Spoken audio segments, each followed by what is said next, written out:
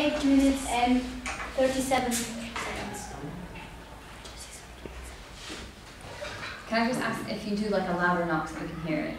Okay. Oh, okay. Thanks. The harsh one. Oh, yes, you can. There's nothing after 30 seconds. After twice, not after 15. That's the word dictator. I thought you were constantly up 8 minutes, 15 seconds. Oh. It's 30. Yeah, if you do 2 knocks at 8 minutes, and then if they go past 8:15, you can start. Oh, okay. You start interfering in 10 seconds. Okay, I start after 10 seconds. 8. The last judge was saying 30, so we're not. 8:15. Another judge talking about 10 seconds. Oh. Whatever. Oh, well, 10, 15, so I'll just do 15.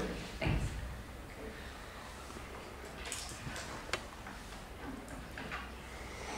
May I continue? Yes. Okay. Now it's my pleasure to welcome the first speaker from Romania team, Teodora.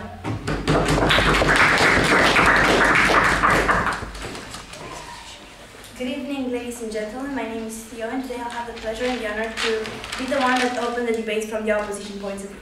The resolution for today, as you well may know, is this House believes that profit-making dominates the healthcare.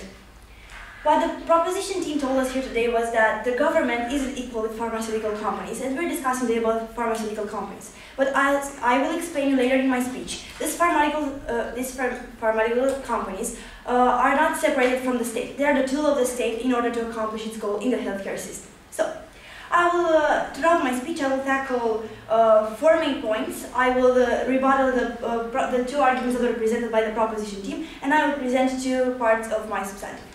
Moving on to the first argument of the proposition team, and that is the one that talks about pharmaceutical companies. They told us in the first place, they told us that they make a profit of $4.3 billion. But we, ladies and gentlemen, we tell that this profit is a good thing, because this profit is seen as a long-term investment in the healthcare system. Those money are being used in a way that actually can help people. No, thank you. And my second speaker will clearly explain you this in his argument, and he will explain you how these monies are actually used in order to make the healthcare system more efficient and more good for the people. The second thing, no thank you. The second thing that they told us in this argument was the fact that pills that weren't tested were put on the market. But ladies and gentlemen, this is simply not true, because there are international companies that actually test the drugs before they're being put on the market, and that make tests for 10 years. They're obliged by the law to do that. The pills are tested. No, thank you. The pills are tested for 10 years before they're being put on the market. If those pills were put on the market, wasn't the fault of the healthcare system, wasn't the fault of the doctors that were trying to make profit. It was the fault of the rules and regulations of the state that allowed this to happen. No, thank you.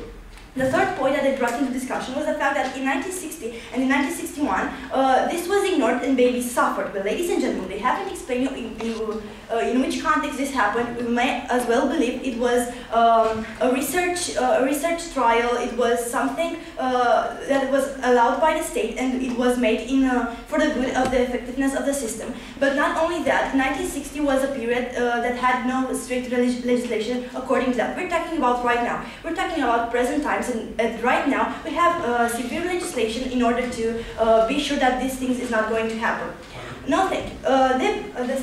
Their second point was the example with USA that is focused on making profit, and that is why they weren't able to provide to Africa those medicines they needed. But ladies and gentlemen, as I have previously explained to you, the pharmaceutical companies are part of the government. The government gave in Africa, they offer subsidies to the healthcare system. They offered campaigns for preventing AIDS transmission and so on and so forth. There is, yes, go ahead. So the pharmaceutical companies, according to you, is a part of the government, but only in South Africa now. No, sir. I will explain you thus in my first substantive how pharmaceutical companies are practically part of the government in each and every state in the world. Okay, so what Africa also had, there's a World Bank that actually finances that kind of campaigns and offers money to underdeveloped companies in developing countries that have problem with healthcare system. The World Bank actually offers them money in order to provide those medicines. So practically, we can't just say what the example that they brought into discussion was simply not true. Another thing that no, thank you. Another point that was brought into discussion by the proposition team was the example of Germany, that when a person actually pays a doctor to be able to get the medicine sooner, well, this is all about bribe, ladies and gentlemen. This is not legally allowed. It's not a relevant example and shouldn't be in today's discussion because we're only talking about the legislation. No, thank you. We're only talking about the things that are actually allowed. Okay, and now the opposition case is structured into three main arguments. The first argument, the role of the state. The second argument, equitability of the system. And the third argument, efficiency of the system. The first two arguments will be presented by me, and the third argument will be presented by my second speaker.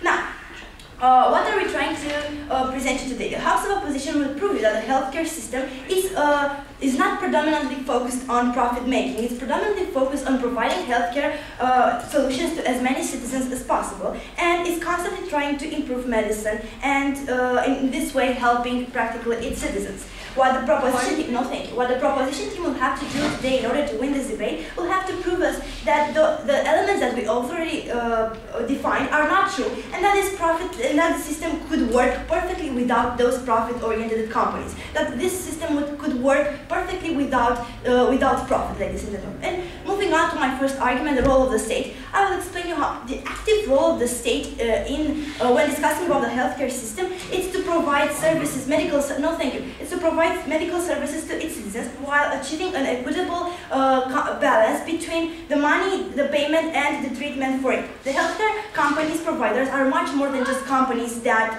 look after profit. They are the tool of the state. They are the ones that are being used by the state in order to achieve its goal in society.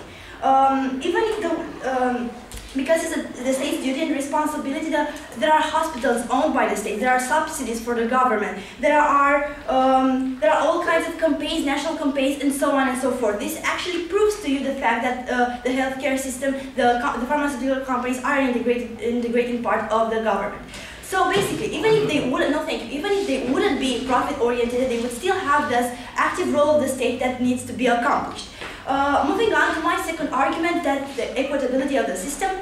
Well, the system is fair and equitable one. And why? Because it has a progressive taxing. It has a Pigouvian tax policy, which means that the tax you have to pay to the government is being proportional with the treatment you can afford. It's proportional to the medical coverage you will have. Health is important, and as educational system is, there's a healthcare system is one of the systems you have to invest money into work.